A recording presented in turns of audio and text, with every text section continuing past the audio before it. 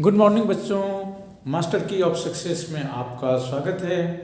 और आज हम देखेंगे maximum minimum value of trigonometric ratio, short में इसको हम टीआर बोलेंगे। पिछले क्लास में हमने 0 से 90 डिग्री तक के लिए जितने भी ट्रिगोनोमेट्रिक रेशियो है उसका वैल्यू देखे थे। उसके बाद हमने 90 से लेके इन्फिनिट तक, या आप कह सकते हैं 0 से लेके इन्फिनिट तक जितने भी ट्रिगोनोमेट्रिक रेशियो था उसका हम वैल्यू देखे थे। आज हम देखेंगे maximum minimum value of trigonometric ratio. तो जैसा कि बोर्ड पे देख रहे हैं, हमने लाइन ग्राफ में साइन थीटा का, कॉस थीटा का, टेन थीटा का, कॉट थीटा का और सेक थीटा और कॉसेक थीटा का वैल्यू दिखाया है। तो अभी जो हम डिस्कस करने वाले हैं वो सिर्फ वैल्यू की बात नहीं। अगर सिर्फ वैल्यू ही बताना होता तो आप इसे गूगल पे सर्च कर सकते हैं, आपको यूट्यूब पर भी वैल्यू मिल जाएगा, आपको गूगल पे भी वैल्यू मिल जाएगा। लेकिन आप अगर हमारे चैनल को देख रहे हैं तो हम सिर्फ आपको वैल्यू नहीं बताएंगे, हम आपको ट्रिक्स भी बताएंगे कि कैसे लंबे समय तक इसको याद रख सकते हैं, और कंसेप्ट भी बताएंगे ताकि अगर क्वेश्चन को ट्विस्ट कर दिया, कॉम्प्लिकेटेड कर दिया तो आप कंफ्यूज्ड नहीं होंगे। तो ये सारे ट्रिक्स, टेक्निक्स, कंसेप्ट अगर सीखना है तो हमारे चैनल को सबसे पहले फटाफट लाइक कर दीजिए, सब्सक्राइब कीजिए और भी बच्चों को शेयर कीजिए ताकि वो फर्स्ट अटेम्प्ट में मेडिकल और इंजीनियरिंग की एग्ज़ाम या वो जिस भी कंपटीशंस का एग्ज़ाम देते हो वो कंप्लीट करें। तो आइए सीधे हम टॉपिक पे चलते हैं। ये जो हमने लाइन जो आप देख रहे हैं, ये लाइन माइनस इन्फिनिटी, -1, 0, +1 और प्लस इन्फिनिटी को रेफरेंस में लेते हुए हमने बनाया है। अगर हम साइन और कॉस थीटा की बात करें तो साइन और कॉस थीटा का वैल्यू हमेशा -1 से लेके +1 के बीच में होता है। तो 0 भी इसी में आ गया, मतलब -1, 0 और +1 और इनके बीच में जितने भी नंबर है इसी के बीच में साइन थीटा और कॉस थीटा का वैल्यू होगा। इसका मतलब ये है कि साइन थीटा का वैल्यू कभी भी 1 से बड़ा नहीं हो सकता और साइन थीटा और कॉस थीटा का वैल्यू कभी भी -1 से स्मॉल नहीं हो सकता। ना तो ग्रेटर हो सकता है +1 से, नो -1 से स्मॉल हो सकता है। तो ये है इनका रेंज। अब रेंज में भी 2 सवाल आते हैं। अब माइनस कहाँ से आया? तो ये माइनस और प्लस की कहानी हमने पिछले वीडियो में देखा था, क्वाड्रेंट पे डिपेंड करता है। आपने देखा था first quadrant, second quadrant, third quadrant and fourth quadrant, और इसमें अलग अलग टीआर का वैल्यू चेंज हो जाता है टाइम टू टाइम। आपने फर्स्ट में देखा था F4 फुल पॉजिटिव, सेकंड में देखा था S4 साइन एंड साइन का उल्टा कॉसेक पॉजिटिव होता है। आपने थर्ड में T4 थर्ड और T4 10 पॉजिटिव और 10 का उल्टा कॉट पॉजिटिव आपने देखा था। और फोर्थ क्वाड्रेंट हमने जिसको नाम दिया था कॉफी क्वाड्रेंट, तो फोर्थ क्वाड्रेंट में आपने कॉस और कॉस का उल्टा सेक पॉजिटिव, बाद बाकी नेगेटिव देखा था। तो ये प्लस माइनस की कहानी वहीं से क्वाड्रेंट से ही शुरू होती है और क्वाड्रेंट पे जाके ख़त्म होती है। अगर एग्जैक्ट वैल्यू की बात करें, ओनली न्यूमेरिकल वैल्यू, या आप मैग्नीट्यूड की बात करें तो मैग्नीट्यूड की दुनिया में साइन थीटा का और कॉस थीटा का वैल्यू केवल 0 से लेके 1 तक होता है, अगर हम माइनस की बात छोड़ दे तो। लेकिन अगर साइन थीटा पर पावर आ गया, पावर कुछ भी हो सकता है, पावर ऑड भी हो सकता है, पावर इवन भी हो सकता है, और तब अगर पूछता है कि साइन थीटा का पावर n है एन हमें पता नहीं ऑड है इवन है, तो मिनिमम वैल्यू क्या होगा। तब अगर आप रट लेते हैं कि साइन थीटा का मिनिमम वैल्यू -1 होता है और अगर पावर दे दिया तब वहाँ जाके मिनिमम वैल्यू चेंज हो सकता है और वो वैल्यू 0 भी हो सकता है। तो इसी कंसेप्ट को हम देखेंगे डिटेल में। तो शॉर्टकट में अगर हम साइन थीटा और कॉस थीटा की बात करें तो रेंज -1 से लेके +1 के बीच में इसका रेंज होता है।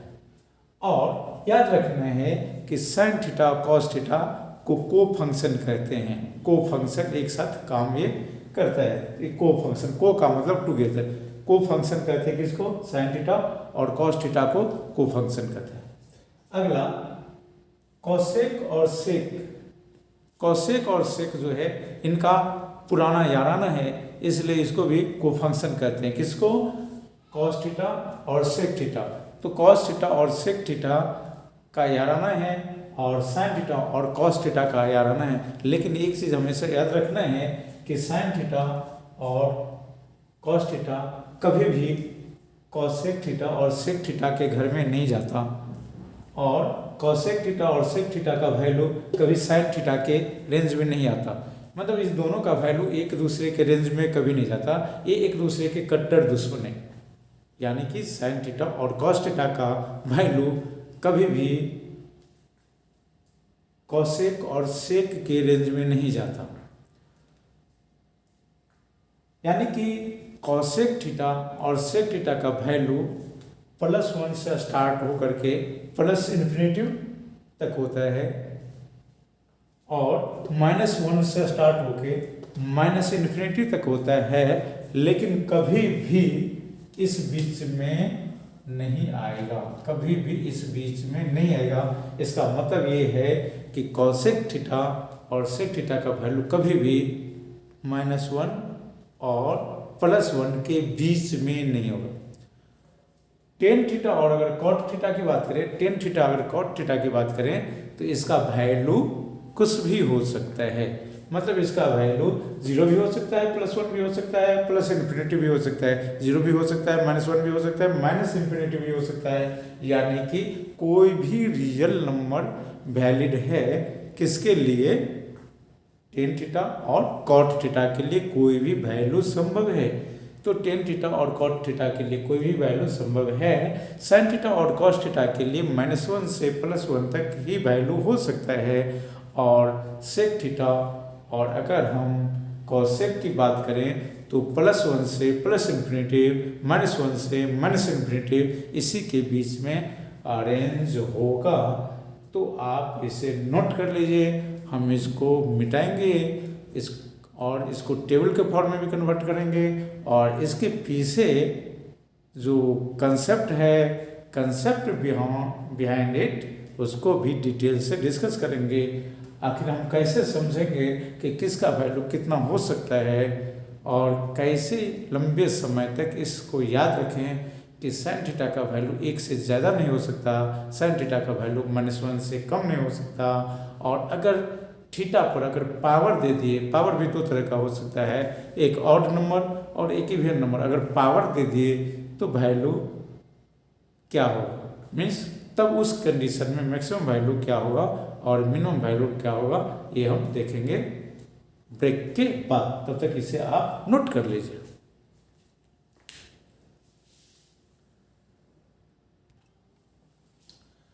तो हम देखते हैं फंक्शन। फंक्शन हमारा है sine cos, tan cot, cosec और सेक, और फिर हम रेंज यानी कि मैक्सिमम, मिनिमम और उसके बीच में जो भी नंबर आएगा उसको मिला के हम एक रेंज कहते हैं।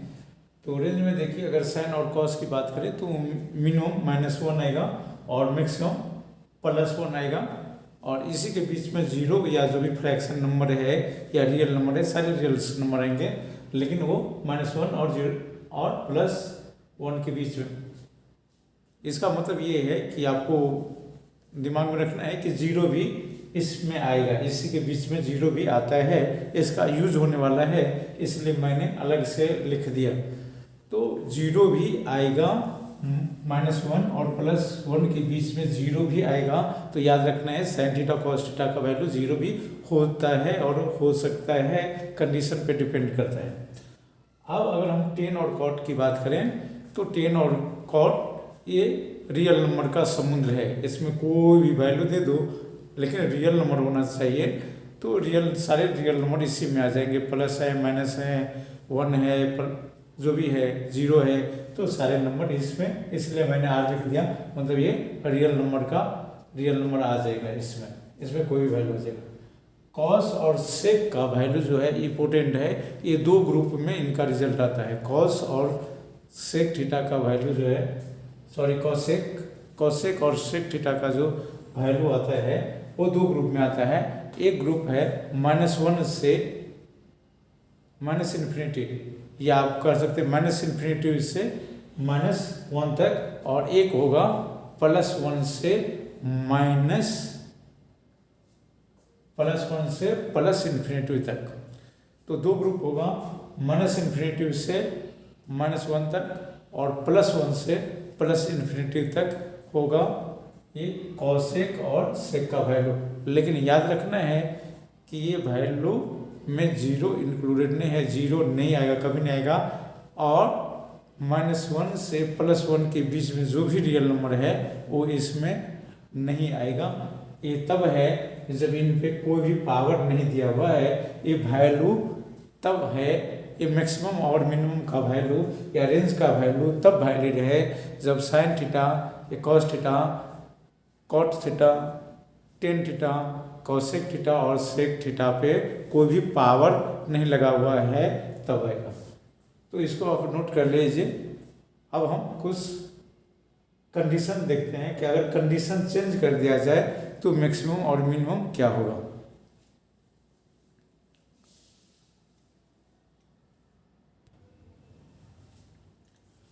अब हम देखते हैं अगर ट्रिगोनोमेट्रिक रेशियो या ट्रिगोनोमेट्रिक फंक्शन पे अगर हम पावर डालते हैं तो मैक्सिमम और मिनिमम वैल्यू पर क्या इफेक्ट आता है। तो आपको ध्यान देना है कि अगर ऑड नंबर पावर है, ऑड नंबर, तो ऑड नंबर क्या करता है, प्लस का आंसर प्लस में ही देता है, माइनस का आंसर माइनस में ही देता है। तो क्लियर है कि अगर हमारा साइन और कॉस थीटा का मैक्सिमम वैल्यू +1 होता है था और मिनिमम वैल्यू -1, अगर ऑड नंबर है तो ऑड नंबर साइन को चेंज नहीं करेगा, अर्थात अभी भी हमारा मैक्सिमम +1 आएगा और मिनिमम -1 आएगा।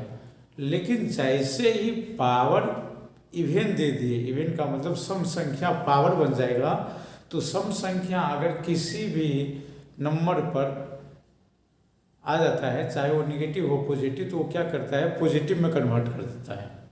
इसका मतलब ये हुआ कि अगर हम पावर में इवेन नंबर डाल दें, सम संख्या पावर में, तो निगेटिव सिस्टम में निगेटिव बचता ही नहीं। तो अगर 0 और 1 के या -1 और +1 के बीच में अगर 0 अगर निगेटिव बचता ही नहीं है तो फिर स्मॉलेस्ट क्या हो जाएगा। तो क्लियर है कि जब मेरा -1 था तो -1 स्मॉलेस्ट था, लेकिन अब -1 बचा ही नहीं। जब हम पावर इवेन दे दिए तो बचेगा कौन, 0 बचेगा। इस केस में इसका मतलब हो गया मिनिमम हमारा 0 हो जाएगा। इसी तरह टेन और कॉट में अभी हमने देखा था कि मैक्सिमम वैल्यू +∞ होता है और सबसे स्मॉलेस्ट होता है -∞। लेकिन अगर इस पे अगर हम ऑड नंबर दें तो ऑड नंबर पावर के रूप में आता है, तो हमारा पावर क्या करेगा, साइन को कोई चेंज नहीं करेगा। इसका मतलब है कि +∞ अभी तक मैक्सिमम ही रहेगा और -∞ अभी भी मिनिमम ही रहेगा। लेकिन जैसे ही पावर हम इवेन नंबर डाल दें, सम संख्या डाल दें पावर में, तो निगेटिव साइन खत्म हो जाएगा। जैसे ही निगेटिव साइन खत्म हो जाएगा तो स्मॉलेस्ट नंबर इसके बीच में जो बचेगा वो 0 बचेगा। तो ये 0 केस बचेगा जब पावर मेरा इवेन नंबर बचेगा। अब हम कॉसेक थीटा और सेक थीटा की बात करें तो कॉसेक और सेक थीटा में हमारा मैक्सिमम नंबर क्या होता था, प्लस इन्फिनिटी होता था। कहाँ से? +1 से। और स्मॉलेस्ट नंबर क्या होता था, -1 से लेके -इन्फिनिटी तक होता था। तो अगर हम सबसे हाईएस्ट नंबर ले तो प्लस इन्फिनिटी था, और अगर लोएस्ट ले तो माइनस इन्फिनिटी। ये हमारा क्या हो जाएगा, -इन्फिनिटी हो जाएगा इसमें कॉसेक और सेक में। लेकिन जैसे ही हम क्या करें, पावर इवन नंबर डाल दें तो क्या करेगा, इवन नंबर नेगेटिव इन्फिनिटी को पॉजिटिव इन्फिनिटी में कन्वर्ट कर देगा। हमारे पूरे सीरीज में कोई नेगेटिव नंबर बचेगा ही नहीं। और अगर पूरे सीरीज में नेगेटिव नंबर अगर नहीं बचता है तब हम स्मॉलेस्ट नंबर की तरफ जाते हैं। तो स्मॉलेस्ट नंबर इस फैमिली में आपको पता होगा कि कॉसेक और सेक के ग्रुप में 0 और 1 के बीच वाला कोई भी नंबर है नहीं। तो हमारा जो -1 था स्मॉलेस्ट, वो भी +1 में कन्वर्ट हो गया है। तो अब जो हमारा स्मॉलेस्ट नंबर है वो क्या होगा, -1 के जगह +1 हो जाएगा। तो हमारा मैक्सिमम क्या हो जाएगा, इन्फिनिटी हो जाएगा, और मिनिमम 1 हो जाएगा। तो आप इसे नोट कर लीजिए।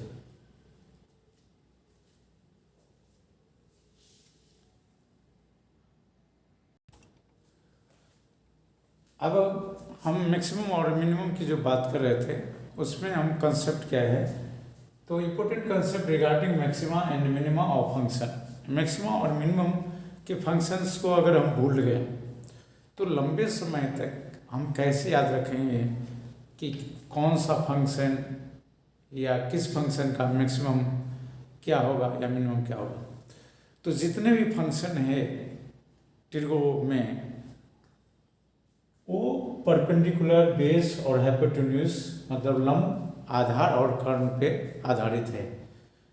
तो हम ये समझ लेते हैं कि अगर हम साइन थीटा का रेंज निकालना चाहते हैं तो साइन थीटा बराबर क्या होता है, sine theta equal to p/h। अगर हमको p का रेंज पता चल जाए और h का रेंज पता चल जाए तो साइन थीटा का रेंज निकालना आसान है। या अगर p का मिनिमम वैल्यू पता चल जाए और h का मिनिमम वैल्यू पता चल जाए तो हम साइन थीटा का मिनिमम वैल्यू निकाल लेंगे। p का मैक्सिमम वैल्यू अगर पता चल जाए और h का मैक्सिमम वैल्यू पता चल जाए तो हम क्या करेंगे, साइन थीटा का मैक्सिमम वैल्यू और निकाल लेंगे। तो अब हम देखते हैं कि p का वैल्यू कहाँ तक जाएगा। तो किसी भी ट्रायंगल में परपेंडिकुलर 0 नहीं हो सकता है। आपको नोट करना है कि कोई भी ट्रायंगल हो दुनिया का, अगर ट्रायंगल एग्जिस्ट कर रहा है रियली में तो परपेंडिकुलर 0 नहीं होगा और बेस भी 0 नहीं होगा और हाइपोटेन्यूज तो 0 होगा ही नहीं अगर ट्रायंगल एग्जिस्ट कर रहा है तो। लेकिन नेचर में, साइंस में 2 वैल्यू होता है, एक को कहते हैं एब्सोल्यूट वैल्यू और एक को कहते हैं रिलेटिव वैल्यू। तो रिलेटिव वैल्यू कभी भी 0 हो सकता है और जनरली हम लोग रिलेटिव वैल्यू को 0 ले सकते हैं। फॉर एग्जाम्पल अगर हम बोले इंसान का या स्टूडेंट का एवरेज है तो 5.5 फीट लिए, लेकिन उसको आप लाइट ईयर में ऐड कर दीजिए। किसी व्यक्ति का हाइट लाइट ईयर में ऐड कीजिए और फिर देखिए कि लाइट ईयर में कितना परसेंट इंक्रीज हुआ या डिक्रीज हुआ। तो आप देखेंगे कि लाइट ईयर के रिस्पेक्ट में किसी व्यक्ति का हाइट नेग्लिजिबल है, 0 है, तो बस इसी को रिलेटिव कहते हैं। तो रिलेटिव का मतलब हुआ कि हाथी के रिस्पेक्ट में एक चींटी का वेट लीजिए तो हम क्या करते हैं, उसको 0 मान लेते हैं। या पृथ्वी के रिस्पेक्ट में एक बंदर का वेट लीजिए, पृथ्वी के रिस्पेक्ट में पृथ्वी का जो वेट है उसके रिस्पेक्ट में बंदर का वेट लीजिए तो उसको हम क्या करते हैं, 0 मान लेते हैं। एक्चुअली बंदर का वेट 0 है नहीं, लेकिन हम पृथ्वी के रिस्पेक्ट में उसको 0 ले लेते हैं। तो that's is called relatives value. तो रिलेटिव यहाँ भी रिलेटिव्स होता है। तो अगर इसलिए मैंने क्लियर लिख दिया है रिलेटिव्स। आप पी के वैल्यू को जीरो नहीं ले सकते, हाँ, लेकिन एच के तुलना में जीरो हो सकता है। तो ये जीरो से बढ़ेगा इन्फिनिटी, लेकिन वो कितना भी बड़ा हो जाए, कितना भी बड़ा हो नहीं, पी का वैल्यू कितना भी बड़ा क्यों नहीं हो जाए, वो एच के रिस्पेक्ट में वो स्मॉल ही रहेगा, छोटा ही रहेगा। लेकिन एक चीज है, कर्ण के रिस्पेक्ट में ये हमेशा स्मॉल ही रहेगा पी पर लंब, लेकिन नियरली इक्वल टू हो सकता है जी, नियरली इक्वल हो सकता है। नियरली इक्वल का मतलब उतना बड़ा तो नहीं, लेकिन उससे थोड़ा कम होगा, तो हम उसको नियरली इक्वल टू हो सकते हैं, कह सकते हैं। यानी कि पी का मैक्सिमम वैल्यू नियरली इक्वल हो जाएगा एच के हो जाएगा, यानी कि मैक्सिमम या तो इन्फिनिटी बोल सकते हैं या एच के बराबर हो सकता है। इसी तरह बेस का अगर वैल्यू की बात करें तो मिनिमम जीरो होगा विथ रिस्पेक्ट टू एच के रिस्पेक्ट में जीरो हो सकता है, और ये मैक्सिमम जाएगा इन्फिनिटिव, लेकिन इन्फिनिटिव पे क्यों ना जाए, वो एच से स्मॉल ही रहेगा या नियरली इक्वल टू एच रहेगा, ये केस होगा। और एच के बारे में अगर प्रॉपर्टी देखें तो एच जितना भी छोटा हो या एच जितना भी बड़ा हो, लेकिन प्रत्येक कंडीशन में बेस से बड़ा ही होगा और परपेंडिकुलर से बड़ा। ये एच की खासियत है कि कुछ भी हो, ट्रायंगल जैसा भी हो, परपेंडिकुलर से एच बड़ा ही होगा और बेस से बड़ा ही होगा। लेकिन स्पेशल केस में हम मान लेंगे कि नियरली इक्वल टू पी या नियरली इक्वल टू पी।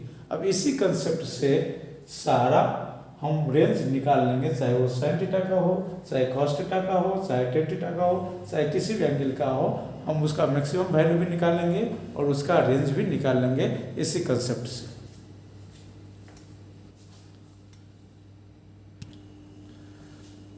तो अगर हम शॉर्टकट में बात करें, हम ये जो जीरो लिए हैं रिलेटिव टू एच के रिस्पेक्ट में लिए जीरो, एब्सोल्यूट वैल्यू नहीं है, ये रिलेटिव वैल्यू है। ये रिलेटिव वैल्यू की बात कर रहे हैं, relative value. Exact value P का एग्जैक्ट वैल्यू जीरो नहीं होगा, एच के रिस्पेक्ट में हम जीरो ले सकते हैं। तो जैसे अगर दूसरा ट्रिक मैंने बताया था, पंडित बद्री प्रसाद हर बोले, ये ट्रिक बताया था पिछले वीडियो में, उसको देख लीजिए। अब अगर मैं साइन थीटा की बात करूं तो साइन थीटा बराबर होता है पी बाई एच। अगर हम मिनिमम की बात करें तो देखिए मिनिमम में हमारा पी क्या हो जाएगा, पी जीरो हो जाएगा, और एच जो भी है तो मिनिमम वैल्यू मेरा जीरो हो गया साइन थीटा का। अगर साइन थीटा का मैक्सिमम वैल्यू की बात करें तो पी बढ़ते एच तो नहीं हो सकता, लेकिन एच के बराबर जैसा हो सकता है। इसका मतलब हुआ कि बढ़ते पी एच के बराबर हो जाएगा, और एच तो है ही, यानी कि मैक्सिमम वैल्यू वन हो जाएगा। तो यहाँ से हमको पता चल गया मैक्सिमम वैल्यू कितना होगा। इसी तरह अगर मैं टेन थीटा की बात करूँ तो टेन थीटा बराबर देखिए पी बाई बी, पी भी जीरो हो सकता है और बी भी जीरो हो सकता है। तो अगर मेरा पी कुछ भी है और बी जीरो हो गया तो ऐसे भी इन्फिनिटी मैक्सिमम, और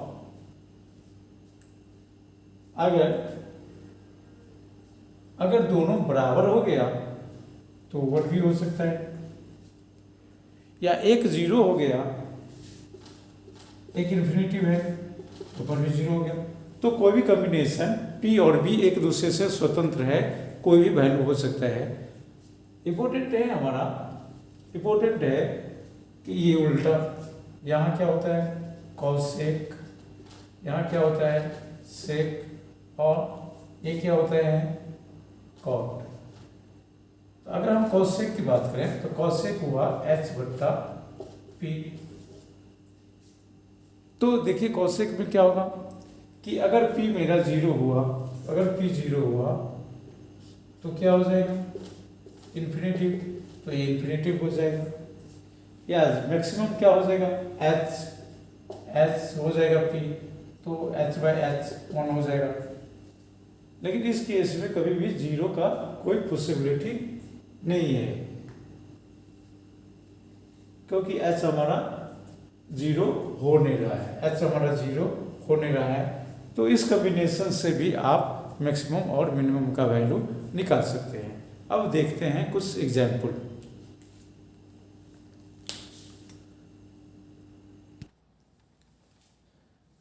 अब हमको देखना है, अभी तक हमने ये देख लिया है कि sin थीटा cos थीटा जो है सेट है, यानी कि इसका रेंज जो है -1 0 और +1 के बीच में वैरी करता है। मैंने रेंज लिखा है। tan और cot ये फंक्शन है रियल नंबर का, मतलब कोई भी रियल नंबर हो सकता है, यानी कि -∞ 0 और +∞ इनके बीच में वैरी करते रहेगा। और cos और cosec और sec थीटा -∞ -1 एंड यूनियन का मतलब एंड +1 से लेके +∞ तक वैरी करते रहेगा।